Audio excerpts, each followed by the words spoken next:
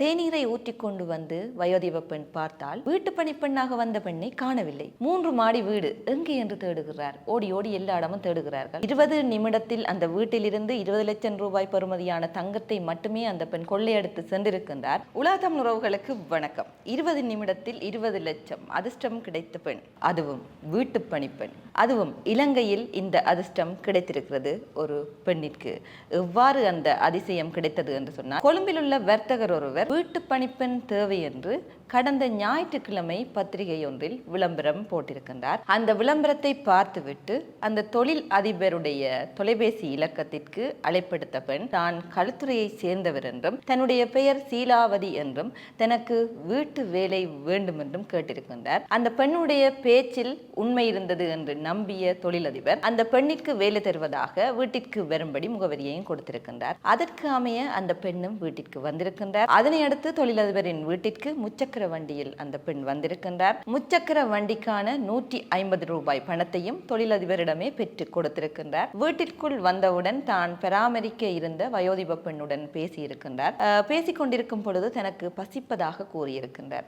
பெண்ணிற்கு பசிக்கிறது என்று வயோதிப பெண் தேநீர் ஊற்றி கொடுப்பதற்காக வயோதிப பெண் சமையலறைக்கு சென்றிருக்கின்றார். வீட்டு பணிப்பெண் வந்து விட்டார் தானே என்று தொழிலதிபரும் வெளியே சென்று விட்டார். இந்த நேரத்தில் தனியாகவே இருந்து தொலைக்காட்சியை பார்த்து கொண்டிருக்கின்றார் வீட்டு பணிப்பெண். சில மணித்துளிகளில் தேநீரை ஊற்றி கொண்டு வந்து வயோதிப பெண் பார்த்தால் வீட்டு பணிப்பெண்ணாக வந்த பெண்ணை காணவில்லை. 3 மாடி வீடு எங்கே என்று தேடுகிறார். ஓடி ஓடி எல்லா இடமும் தேடுகிறார்கள். தொழிலதிபருக்கும் அழைப்படுத்து பெண்ணை காணவில்லை என்று சொல்கிறார் வயோதிப பெண். தொழிலதிபரும் வந்து தேடுகின்றார்கள். ஆனால் அந்த பெண்ணை காணவில்லை. பெண்ணை மட்டுமா காணவில்லை, அவர்களுடைய வீட்டு அறையில் இருந்த மேசையில் வைக்கப்பட்டிருந்த 20 லட்சம் பெறுமதியான தங்கத்தையும் காணவில்லை. அடித்தது அதிர்ஷ்டம் பெண்ணிற்கு. வீட்டு பணிப்பெண்ணாக வந்த 20 நிமிடத்தில் அந்த வீட்டில் இருந்த 20 லட்சம் பெறுமதியான தங்க நகைகளை கொள்ளையடித்துக் கொண்டு சென்றிருக்கின்றார் இந்த பெண். விளம்பரத்தை பார்த்து வீட்டிற்கு வேலைக்காக வந்த பெண் நம்பிக்கையோடு அவர்கள் வீட்டிற்குள் எடுத்து பசிக்குது என்று சொன்ன போது உணவும் கொடுக்க வேண்டும் என்று நினைத்தவர்களிடம் கொள்ளையடித்து விட்டு சென்றிருக்கின்றார். நல்ல காலம், 20 நிமிடத்தில் அந்த வீட்டிலிருந்து 20 லட்சம் ரூபாய் பெறுமதியான தங்கத்தை மட்டுமே அந்த பெண் கொள்ளையடித்து சென்றிருக்கின்றார். ஏனென்று சொன்னால் இவர்களோடு இந்த பெண் வீட்டு பணிப்பெண்ணாக வேலை செய்திருந்தால், அதுவும் கொழும்பில் தொழிலதிபருடைய வீடு, அங்கே நிச்சயமாக இதைவிட பெறுமதி வாய்ந்த பொருட்கள், தங்கங்கள், பணம் என்று பல பொருட்கள் இருந்திருக்கலாம்.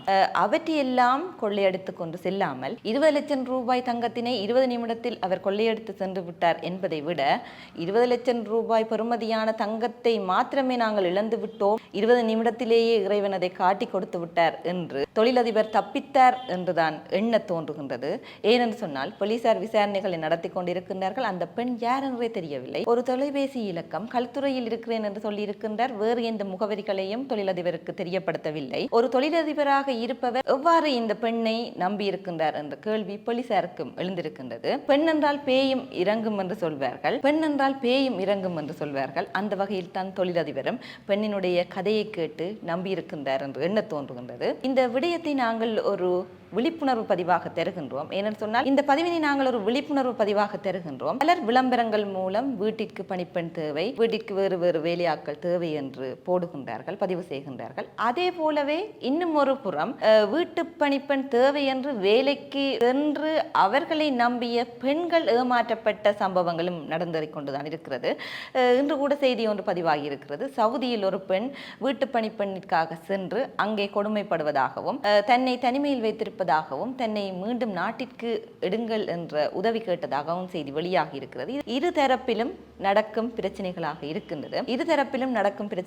இருக்கிறது. அந்த வகையில் விளம்பரம் ஒன்றினை பார்த்து வேலைக்கு செல்பவர்களும் விளம்பரம் ஒன்றினை பார்த்து வேலைக்கு வருபவர்களையும் சரியாக ஆராய்ந்து நாங்கள் முடிவினை எடுக்க வேண்டும் என்றுதான் இந்த சம்பவம் எமக்கு ஒரு விடயத்தை சொல்லுகின்றது. 20 நிமிடத்தில் 20 லட்சம் நம்பித்தான் ஆக வேண்டும், நடந்துதான் இருக்கிறது. கொள்ளையடித்தால் 20 நிமிடம் என்ன, ஒரு நிமிடத்தில் கூட கோடீஸ்வரர் ஆகலாம். ஆனால் எங்களுடைய வாழ்க்கையின் அர்த்தம் என்பது மாறிவிடும். ஆனால் அதுவே எங்களுக்கு வாழ்க்கையில் துன்பத்தை தரும். இந்த காலத்தில் உண்மையானவர்களை நாங்கள் கண்டுபிடிப்பது என்பது கடினமான ஒரு விடயம். உண்மையானவர்களை விட உண்மையாக நடிப்பவர்கள் உண்மையாக இருக்கிறார்கள் என்று பலர் சொல்லிக் கொள்கிறார்கள். எது எவ்வாறு இருப்பினும் அறிவோடு நாங்கள் செயற்பட வேண்டும், ஆராய்ந்து ஒவ்வொரு விடயங்களை நாங்கள் தெரிவு செய்ய வேண்டும் என்பதே பதிவாகிறது.